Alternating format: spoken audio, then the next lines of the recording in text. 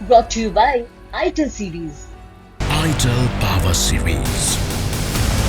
Your power play starts now. Sail on 13th February.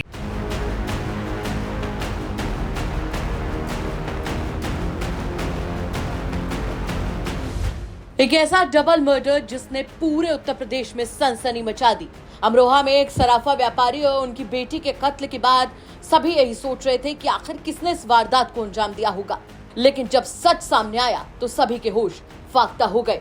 दरअसल उत्तर प्रदेश में अमरोहा जिले में डबल मर्डर मामले में पुलिस ने बड़ा खुलासा करते हुए दावा किया है कि सराफा व्यापारी और उनकी बेटी की हत्या के आरोप में पुलिस ने बेटे, बहू और एक कॉन्ट्रैक्ट किलर को गिरफ्तार किया है। पुलिस ने आला कत्ल बरामद करने का भी दावा किया है। बता दें कि घर में सोए सराफा व्यापारी और उनकी बेटी की हत्या कर दी गई थी। ये वारदात अमरोहा कोतवाली इलाके के मोहल्ला कटरा गुलाम अली की है, जहां शनिवार को रहने वाले मशहूर सराफा कारोबारी योगेश चंद्र अग्रवाल और उनकी बेटी सृष्टि की खून से लथपथ लाश मिली थी। योगेश चंद्र अग्रवाल उद्योग व्यापार मंडल के जिला अध्यक्ष और सेवा भारती संस्था के नगर अध्यक्ष भी थे। आपको बता दें कि उनकी पत्नी छाया की कोरोना काल में ही मौत हो गई थी।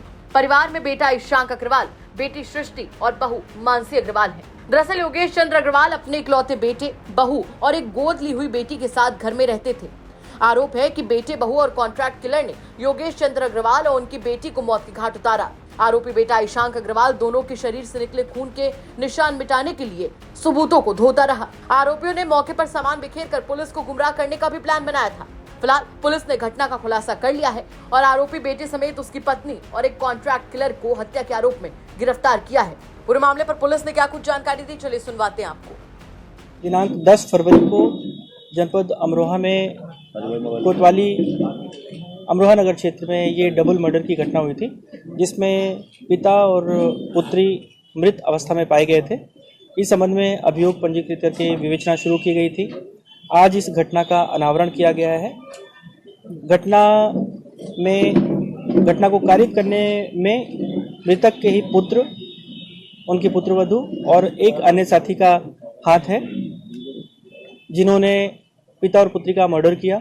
उसके बाद घटनास्थल को परिवर्तित करके उसे लूट का घटनास्थल प्रदर्शित करने की कोशिश की, गुमराह करने की कोशिश की।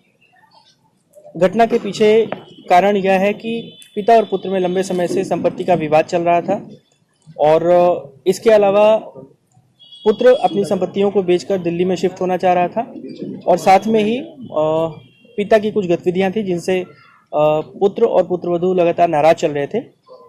इन्हीं के परिणाम स्वरूप इन्होंने मर्डर करने की योजना बनाई और अपने दिल्ली के एक साथी के साथ मिलकर इन्होंने इस घटना को कारित किया और घटना कारित करने के बाद घटनास्थल को साफ सफाई करके, पोछा लगा के और चीज़ों को गायब करके वहाँ पर लूट का एक वातावरण क्रिएट करने की कोशिश की। आला कत्ल बरामद हो चुका है और आरोपियों को गिरफ्तार करके आज जेल भेजा जा रहा है। वह रिपोर्ट हुई थी, लेकिन एक रात पहले ही लगभग 10 से 11 बजे के बीच में घटना कारित करना बताया गया है। हाँ, पिता को मारने के दौरान जो पुत्री थी वो चश्मदीद बन गई थी। उसने शोर मचाने की कोशिश की थी और कोई भी चश्मदीद ना रहे और ये पकड़े न जाए, इसके लिए उन्होंने दूसरा मर्डर किया। क्या बताया उसको? घटना एक रात पहले की है। उसकी पत्नी भी शामिल थी? जी हाँ, को वर्कआउट करने में जनपद अमरोहा की फील्ड यूनिट ने फॉरेंसिक के माध्यम से बहुत ही सराहनीय योगदान दिया है। घटनास्थल के पास से कुछ खून के धब्बे मिले थे, जो कुछ अन्य वस्तुओं पर भी मिले थे। ये वस्तुएं मृतक के पुत्र और पुत्रवधू द्वारा इस्तेमाल की जाती थी। इनका परीक्षण किया गया। परीक्षण के बाद इनको कनेक्ट करके इनसे पूछताछ की गई। उसके बाद इस घटना को कारित करने के लिए मृतक के पुत्र ने अपने एक साथी का सहयोग लिया था और उसको पैसे देके इस घटना में शामिल किया था। नहीं, ऐसा नहीं है। घटना कारित करने के बाद यही बताया कि उन्होंने घटनास्थल को साफ सफाई किया, साफ सफाई करके उसे फिर तितर बितर किया, जिससे लूट का एक वातावरण क्रिएट हो और गुमराह हो।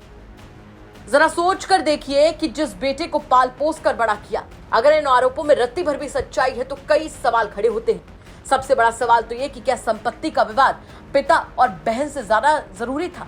और उससे बड़ा सवाल यहाँ पर यह खड़ा होता है कि आखिर कब तक उत्तर प्रदेश में इस तरीके की घटनाएं सामने आती रहेंगी। इन तमाम सवालों के साथ आपको छोड़कर जा रहे हैं। साथ ही आपसे ये भी कहना चाहेंगे कि अगर आपके आसपास के इलाके में कोई ऐसी बड़ी घटना होती है जो कि क्राइम की एक बड़ी खबर बन सकती है, तो हमें कमेंट बॉक्स में जरूर बताइएगा। हम उसकी तह तक जाएंगे, उसके बाद में उसे खबर के तौर पर आप तक जरूर पहुंचाएंगे। नमस्कार।